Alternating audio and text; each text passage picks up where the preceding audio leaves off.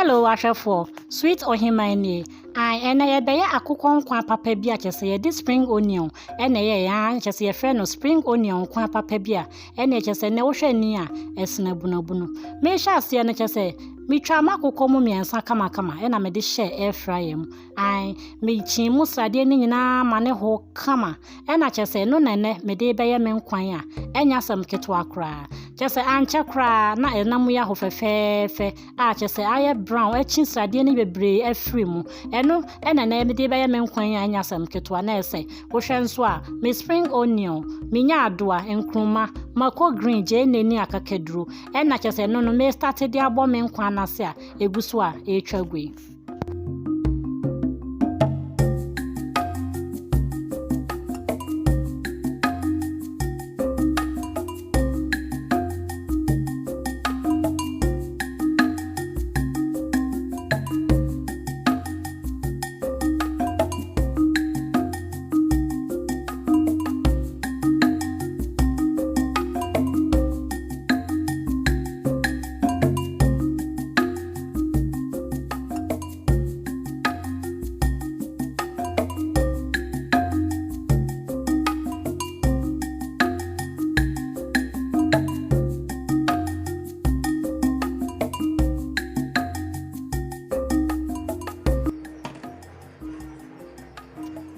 afe hanen so me be season ho an me be steaming kakra bi amaje ne no ehura faso ayemre kakra bi na afe mayiyi me nya adoa me moko ene spring onion no a blend aguma chese eno ene ye main vegetable chese ye blend e de aye nkwan manfa ento se fisa na me mpese green no e bete kra eno pe ene ade a manfa aside no no me fa bibia efe me wie ye no me di me nkruma anase okro ene prekese egum de no so be ma no different flavor kra enya sam ketwa sa wo pese wo ye nkwan na sa wo mpese green no bete dia ene na wa atimi avoid entos eno pe ene ade amanfa mu ma chese enkwan na hwehwehwe mu ya etwagwe mesra wo say ne pe ne da wa beto me channel ya na wa bomodin subscribe abeka mabusuan hu sa no anytime bia me di video bi beto dwa no na wo so nta etimi aka bi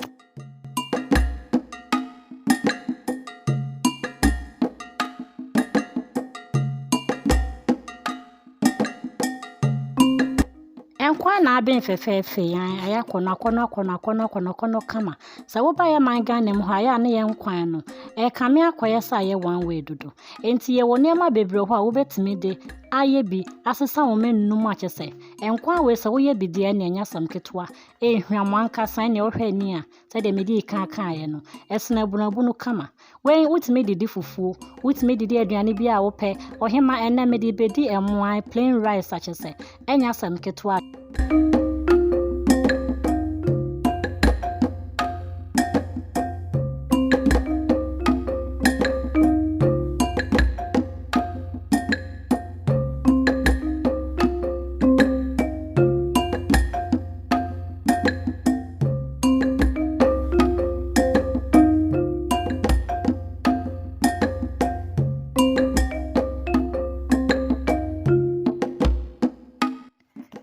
maserve me ho ai say de ohun de baby adri de nurse e ha edin ha emre aya no wa try bi ahwe ai no wa ma me comment so comment section na say me da wase bebre say wonya bote de bi ahwe me mo amoye me na fofo amu fi TikTok nyina me da obi ase say wo hwe me passport wa enfree ha kwa aya subscribe be ka me ho na fe share ma wo na fofo nyina me da wase bebre say wo hwe me bye bye.